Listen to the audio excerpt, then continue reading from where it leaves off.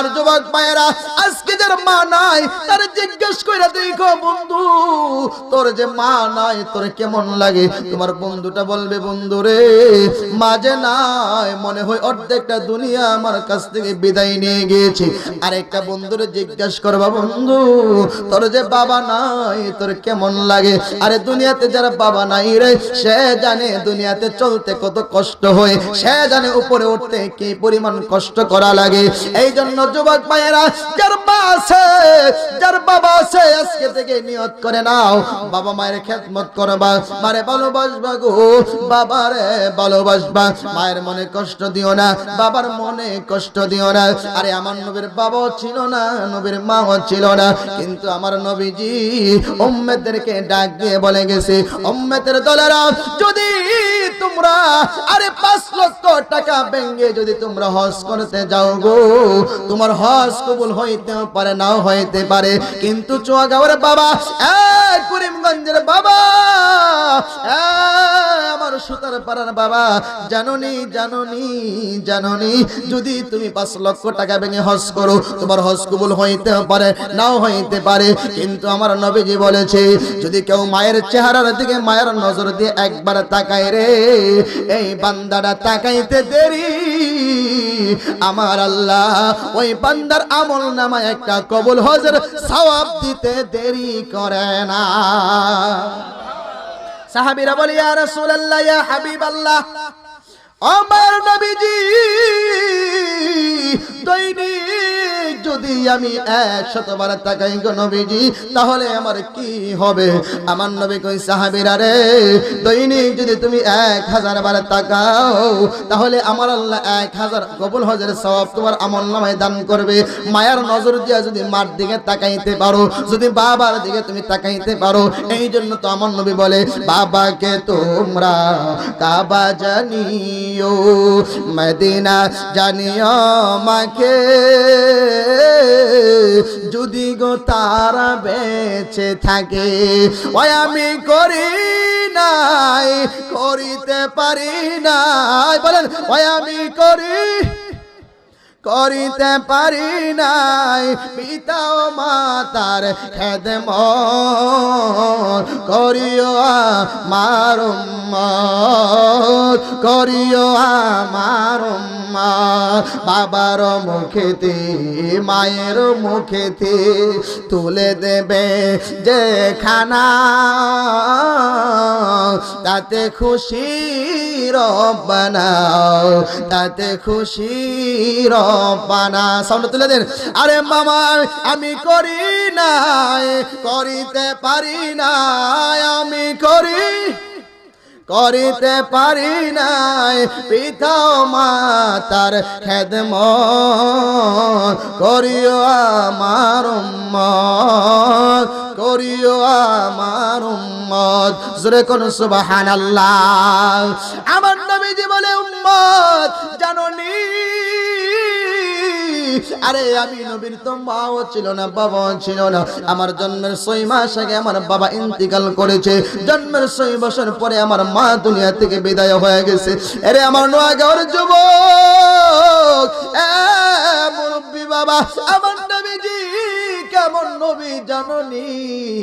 আমার নবীজি যখন বিকাল বেলা মাঠের মধ্যে যাইতেন, আমার নবী তাকায় দেখতেন গো, বিকাল বেলা যখন নবী মাঠের মধ্যে যাইতেন, তাকায় দেখতেন যখন সন্ধ্যা হয়ে যাইত, আরবের লোকেরা দৌড়ায় তাদের সন্তানগুলির কোলে নিত, শরীরের দুলাগুলি বলে মাসত, সবগুলি দুলা মইচা গালে মুখে চুমা খাইত, আব্বু আব্বু কয়ে বারবার ডাক দিত। আমার নবী একদিন দেখলেন, 2 দিন দেখলেন, 3 দিনের মাথা নবীর বাবার কথা স্মরণ হয়ে গেছে। ডাক দিয়া কয়, মালিক, ও মালিক, মালিক রে, আরবের লোকেরা দেখি তাদের সন্তানগুলির দৌড়ায় কোলে নেই, নিয়া দুলাবালিগুলি মুছা দিয়া গালে মুখে চুমু খাই গো, কিন্তু আমি মোহাম্মদ রে কেউ তো আদর করে না, কেউ তো আমার কোলে নাই না রে, কেউ তো আমার গালে মুখে চুমু খাই না। নবী কাঁদতেছেন দাঁড়িয়ে দাঁড়িয়ে, মা আমেনা দৌড়ায় চলে আসলেন, সন্তান কেন রে তুমি কান্দো? মা তুমি কেন কান্দি? এই প্রশ্ন করার আগে আমার একটা উত্তর দাও। মা তুমি আমারে বলো গো, আমার বাবা কই গো, আমার বাবা কই? মা ডাক দেয়া কই, মোহাম্মদ রে, জীবনে কোনদিন এমন প্রশ্ন করলি না? আরে আমার আগুনটা তো নিভে ছিল রে, এই আগুনটা তুই কেমনে জ্বালায়া দিলি? বাবা তোমার বাবা তো দুনিয়াতে নাই গো, তোমার বাবা তোমার জন্মের 6 মাস আগে দুনিয়া থেকে বিদায় হয়ে গেছে। আমার নবী কান্দে, মা মা গো মা, বাবার কবরটা আমি দেখতে চাই গো মা, বাবার কবরটা আমি জিয়ারত করতে চাই। আমার নবী দৌড়ায়া চলে গেলেন দাদার কাছে, ডাক দেয়া কই, দাদা দাদা গো দাদা, জীবনে কোনদিন গো বাবা দেখি নাই গো, বাবা দেখি নাই, আজকে বাবার কথা মনে হয়ে গিয়েছে, অনুমতি দাও গো বাবার কবরটা জিয়ারত করতে যাবো। আব্দুল মুত্তালিব 3 জনের কাফেলায়, আরে নবীজি মা আমেনা উম্মে আইমান দাসী সহ 5 জনের একটা কাফেলা বানায়া পাঠায়া দিলেন আব্দুল মুত্তালিব খাজা আব্দুল্লাহর কবর জিয়ারত করার জন্য। নোয়াগাঁওয়ের যুবক, যুবক রে, যুবক রে, আমার কথাটা তুমি একটু মনোযোগ দিয়ে শুনতে থাকো। মুরব্বী বাবারা একটু আমার কথাটা খেয়াল করে শুনেন। আমার নবী বাবার কবর জিয়ারত করতে চলে গেলেন। যেই মাত্র চলে গেল রে, বাবার কবরের পাশে নবী দাঁড়াইলো। নবী দাঁড়ায়া দাঁড়ায়া বাবা গো, বাবা গো কয়ে কান্দে। কিতাব প্রমাণ করো এই দিন, আরে নবীর পিতা আব্দুল্লাহ কবর থেকে উঠতে চায়। মালিক রে, জীবনে কোনদিন সন্তানের চেহারা দেখি নাই, আজকে সন্তান আমার কবরের পাশে চলে আসছে, অনুমতি দাও গো আমার সন্তান একটু বুকে নেই, আমি একটু কুলে নিয়ে গালে মুখে চুমু খাই। আল্লাহ গো আব্দুল্লাহ রে, আব্দুল্লাহ, পৃথিবীর কোন নিয়ম নাই রে, পৃথিবীর কোন সিস্টেম নাই, আমি আল্লাহ তোমার এইভাবে দিতে পারবো না, তবে বিশ্বাস রাখো গো, অনুমতি দিব গো, কোন একদিন তোমার সন্তানকে দেখে ফেলবা। এইভাবে নবী যখন কান্না করে, হঠাৎ করে একটা ইহুদি দৌড়ায় আসছে। আয়েশা ডাক দিয়ে, তোমার নাম কি? আমেনা। বলে হ্যাঁ আমার নাম আমেনা। এটা কি তোমার সন্তান নাম কি? মোহাম্মদ। বলে জি মোহাম্মদ। বাবার নাম কি? আব্দুল্লাহ। বলে আব্দুল্লাহ। তার দাদার নাম কি? Abdul Muttalib. বলে হ্যাঁ। এই ইহুদি, তুমি কেমনে জানলা রে ইহুদি? ইহুদি কই জানোনি আমরা ইহুদি ধর্মের দুশমন, আমাদের ইহুদি ধর্মের লোকেরা তোমার বলা সন্তানটা মুহাম্মদ নবী হইব, আখিরি নবী, শ্রেষ্ঠ নবী হবে, তারে নবী হিসাবে তারা মানতে চাই না, তারা দেখতে পারে না। আমেনা গো জানোনি গো জানোনি, আমারে তারা ভাড়া করেছে টাকা দিয়া যেন তোমার সন্তানকে ধরে নেয়। আমেনা শুনো রে শুনো, আমি যেই মাত্র তোমার চেহারা, তোমার সন্তানের চেহারার দিকে তাকাইলাম, এত সুন্দর চেহারা গো, এত সুন্দর চেহারা, আমার আর মনে চাই না। টাকার কথা আমি ভুলে গেছি, সম্পদের কথা বলে গেছি, ক্ষমতার কথা বলে গেছি, ইহুদিদের সাথে চুক্তির কথা আমি ভুলে গেছি। আমরা তাড়াতাড়ি করে সন্তান নিয়ে যাও, সন্তানকে নিয়ে বাড়ি চলে যাও গো, মক্কার দিকে তুমি রওনা হয়ে যাও। আমার নবী মা আমেনা আমার নবীকে নিয়ে তাড়াতাড়ি করে চলতে শুরু করলেন। সুন্দর চেহারা দেখা ইহুদি দৌড়ায়া দৌড়ায়া আসে। আমেনা জীবনে কোনদিন দেখতে পারি কিনা, আরে আমার নবীর চেহারাটা একটু ওপেন করে দাও গো, মনের স্বাদ মিটায়া নবীরে দেখি। এত সুন্দর নুরানি চেহারা জীবনে কোনদিন আমি দেখি নাই। আরে হযরতে হালিমাতুস সাদিয়া যখন আমার নবীকে 4 বছর লালন পালন করলেন, 4 বছর লালন পালন করে যখন মক্কাতে নিয়ে আসলেন, আমেনা গো নাও তোমার মুহাম্মদকে নিয়ে নাও, জানোনি তোমার সন্তান এত সুন্দর, এত সুন্দর, এত সুন্দর। আমি হালিমা পুরাটা তায়েফের দেশ, পুরাটা তায়েফের এলাকা আমি ঘুরে ঘুরে দেখেছি, তোমার সন্তানের মতো এত সুন্দর সন্তান আমি হালিমা জীবনে কোনোদিন দেখি না। হযরত আমেনা বলে, ও হালিমা তুমি থাকো গ্রামে, আমি থাকি শহরে। হালিমা জানুনি দৈনিক কত হাজার হাজার মানুষ নিত্য নতুন আসা যাওয়া করে, তুমি তো গ্রামে থাকো। হালিমা আমি তো শহরে থাকি রে, এই শহরের ভিতরে দৈনিক কত হাজার হাজার মানুষ নিত্য নতুন আসা যাওয়া করে, এত সুন্দর সন্তান জীবনে কোনোদিন আমি আমেনার চোখে পড়ে নাই। এমনিতে জিব্রাইল আসছে, জিব্রাইল আমেনা গো, ও হালিমা জানুনি জানুনি তোমরা তো মাত্র একজনে তায়েফ ঘুরছো, আর একজনে মাত্র মক্কা ঘুরছো, আমি জিব্রাইল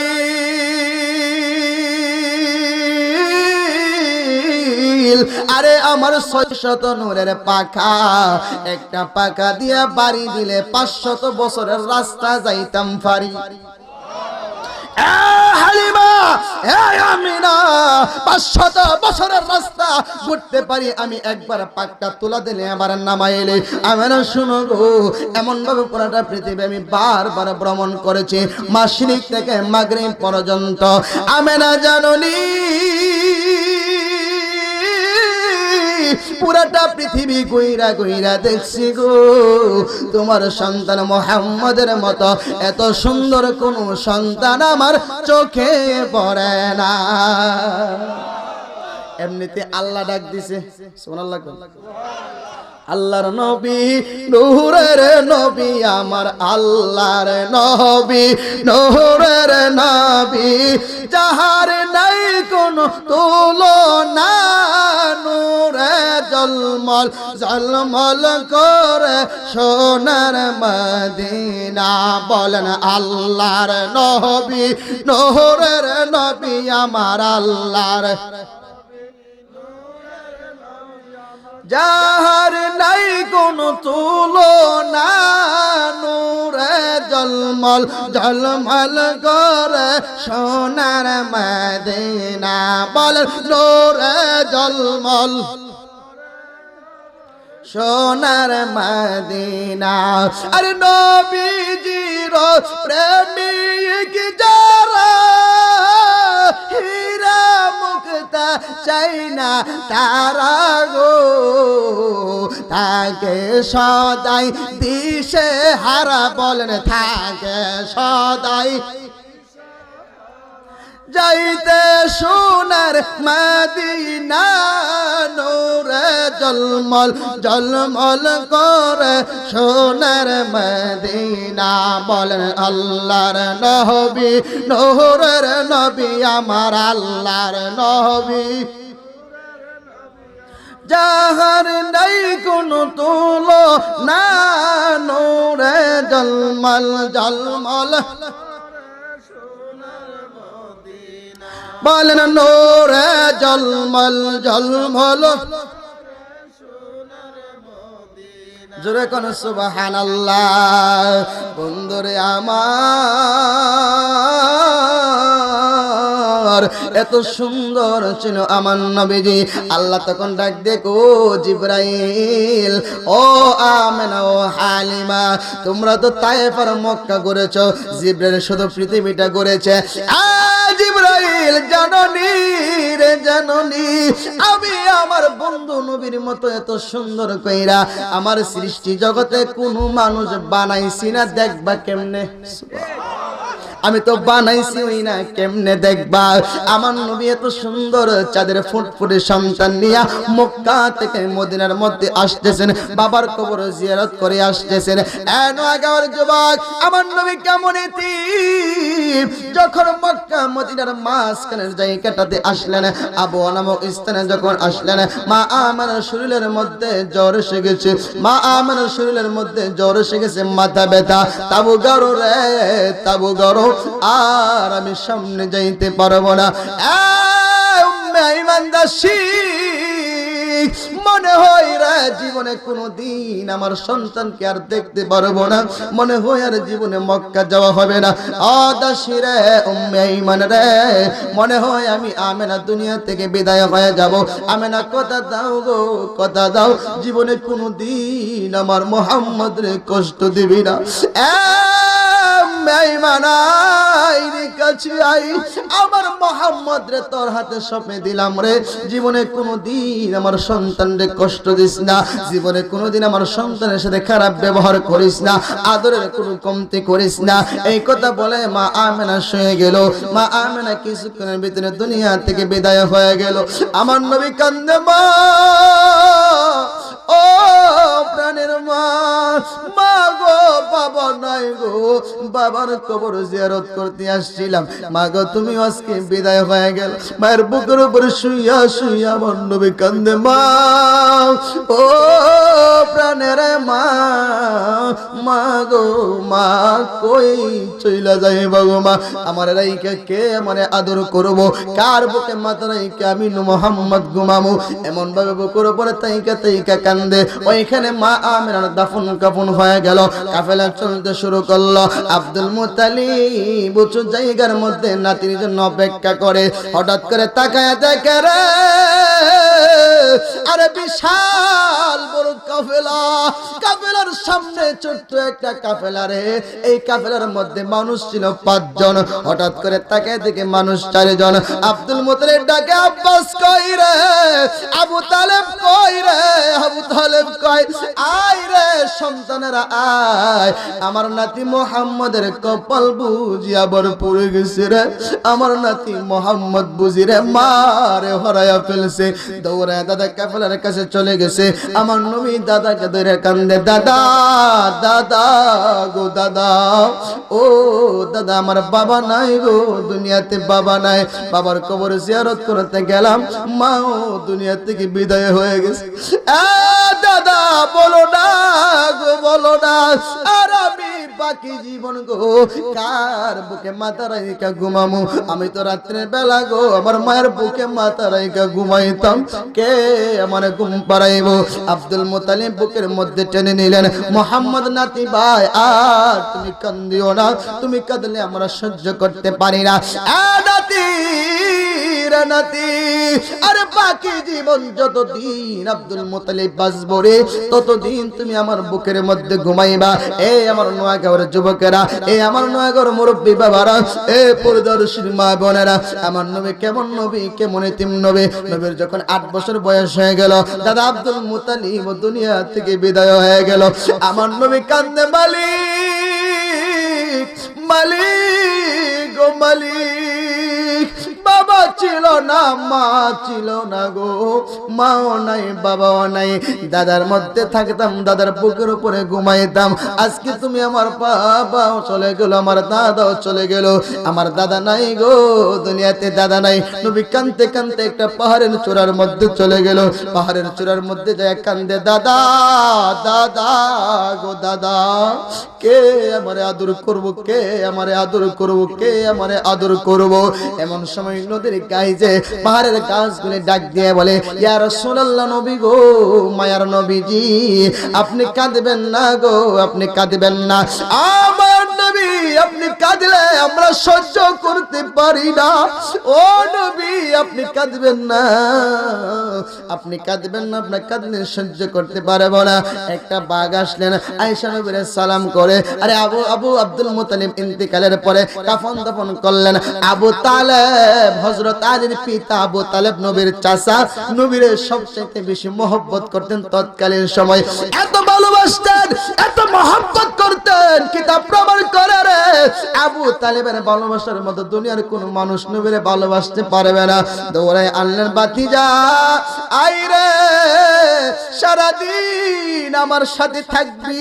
রাত্র যখন হয়ে যাবে রে তোর চাচি আমার বুকের মধ্যে ঘুমাইবি আমার নবী যখন প্রথম রাত্রিতে গেলেন লাফ দিয়া ঘুম থেকে সোজা কয়ে কান্দে বাবা দাদা মা মা বাবা দাদা কয়ে কান্দে নবীজির চাচি আম্মা নবীরে দুইরা আদর করে মহব্বত করে ভালোবাসে আরে আবু তালেব মুসলমান হয় নাই কিন্তু নবীর চাচি আম্মা আবু তালেবের স্ত্রী হযরত আলীর মা কালিমা পয়রা মুসলমান হয়ে গেছিল বলেন সুবহানাল্লাহ নবী যখন বড় হয়ে গেলেন আমার নবীকে আবু তালেবের স্ত্রী ডাক দেখো ভাতিজা ছোট সময় তোমার লালন পালন করেছি একটা কথা আমার রাখবানি ও চাচি আম্মা কি কথা বলে বাবা রে আমি যখন দুনিয়া থেকে বিদায় হয়ে যাব ও ভাতিজা তুমি নিজে আমার জানাজার নামাজটা পড়ায়ো তুমি নিজে আমার জন্য দোয়া কইরো অন্ধকার কবরে রাখার সময় অন্য কারো হাতে আমার লাশটা দিও না তুমি নিজের হাতে আমারে অন্ধকার কবরের মধ্যে রাখবা আর আমার কবরের পাশে তুমি বইসা যাইবা আমি তোমার চাচি আম্মা তোমার মায়ের জায়গা থেকে তোমারে বলি আমি তো আমারে প্রশ্ন করব প্রশ্নের জবাব যদি আমি না দিতে পারি আমার পক্ষ থেকে তুমি কবরের প্রশ্নের জবাব বলে দিয়া দিও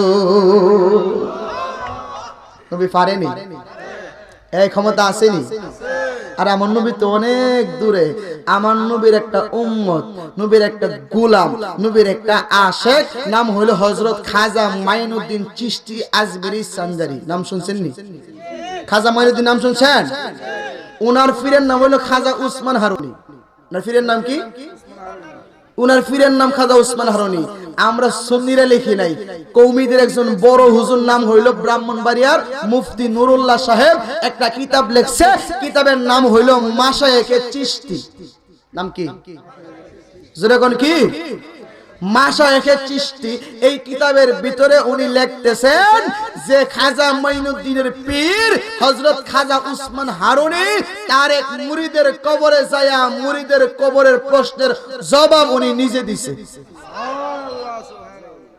ওনারা যদি লেখতারে আমরা কই দিতাম না জোরে কোন না কেন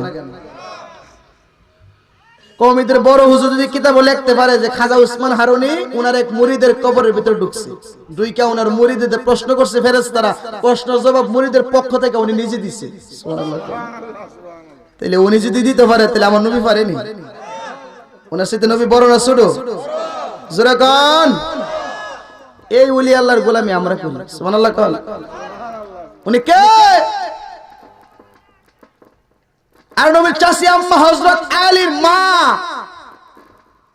যিনি কাবাগর তাওয়াফ করতেছে এমন সময় প্রসব ব্যথা উঠলেন কাবাগরের আল্লাহ কয় দুনিয়ার মানুষ আলীরে কেন কাবাগরে রাখলাম কারণ আলীও পবিত্র কাবাগরও পবিত্র আর জোরে কোন আল্লাহ কো বন্ধু আর বাইরে নেওয়ার দরকার নাই এখানে হযরত আলী হও কাবাগরের ভিতরে হযরত আলী হইছে মানুষটা ছোট না বড় কেমন এতটুকু বড় নাকি আরো বড় সীমানা আছে কোন আনা মাদিনাতুল ইলমি ওয়া আলিয়ুম বাবুহা রাসূল বলেন আমি হইলাম ইলমের শহর আলী হইল ওই শহরের দরজা জোরে কোন সুবহানাল্লাহ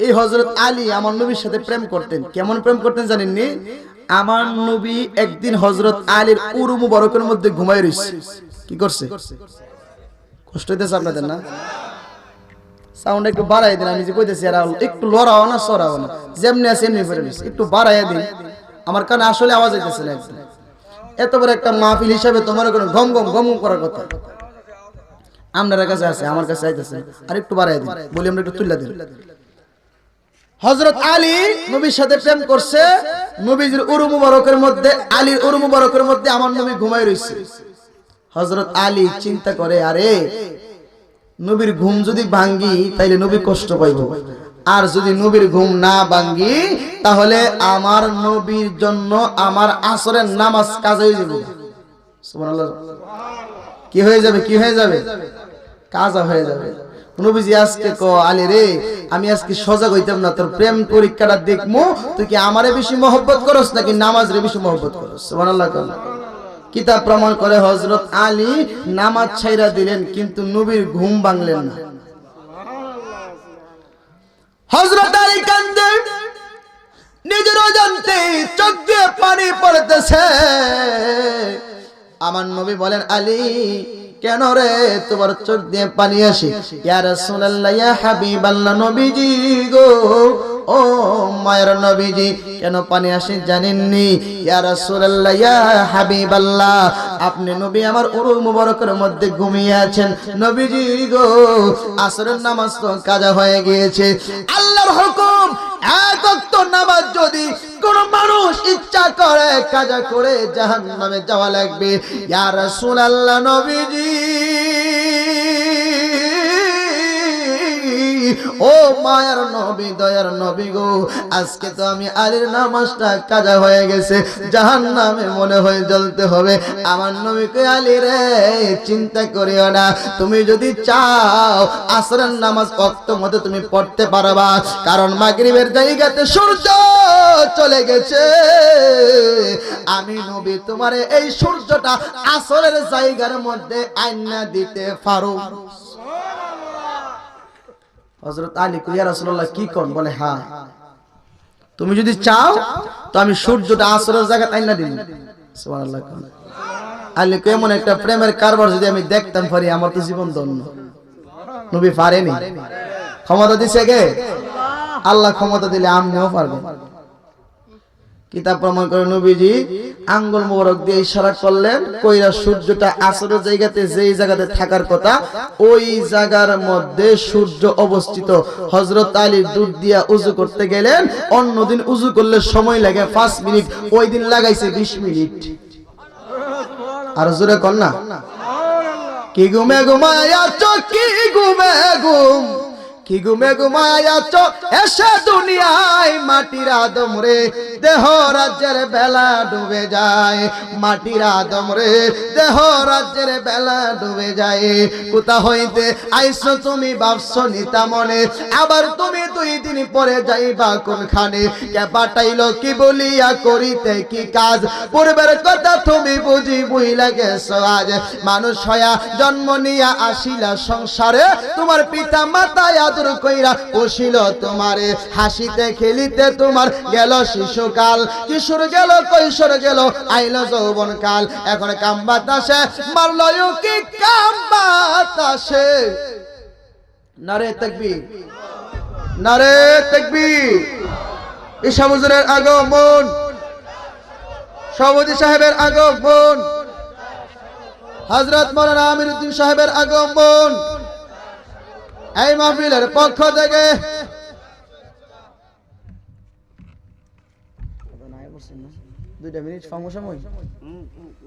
আচ্ছা হুজুর অনুমতি দিছে, আপনারা কষ্ট হইব। কি বলছিলাম?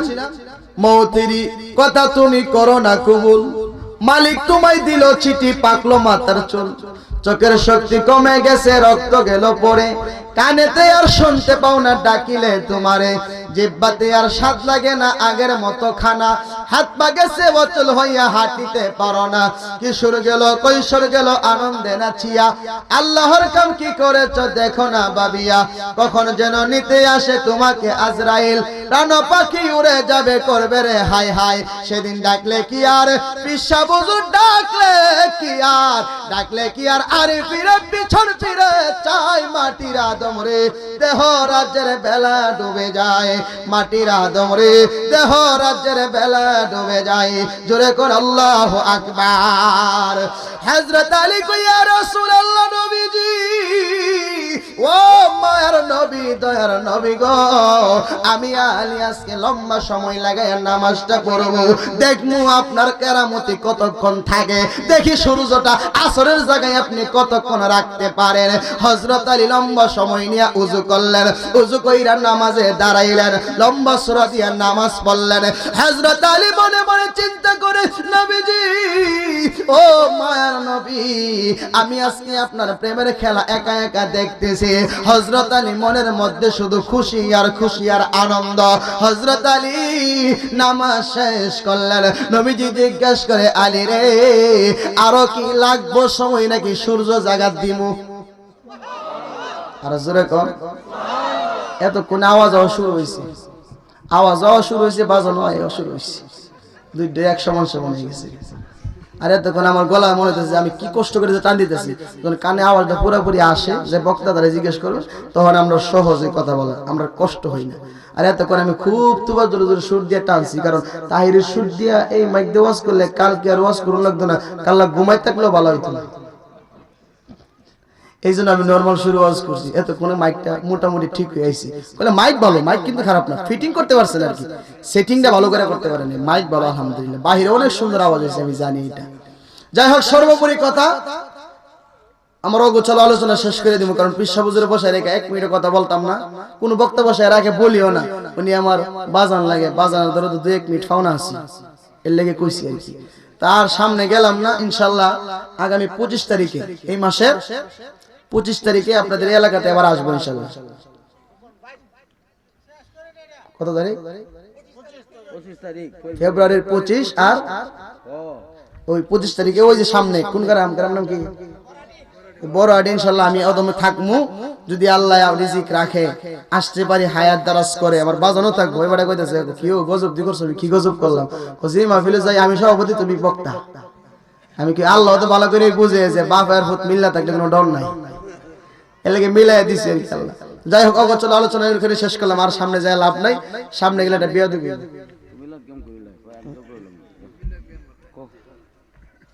আর কি কইতাম।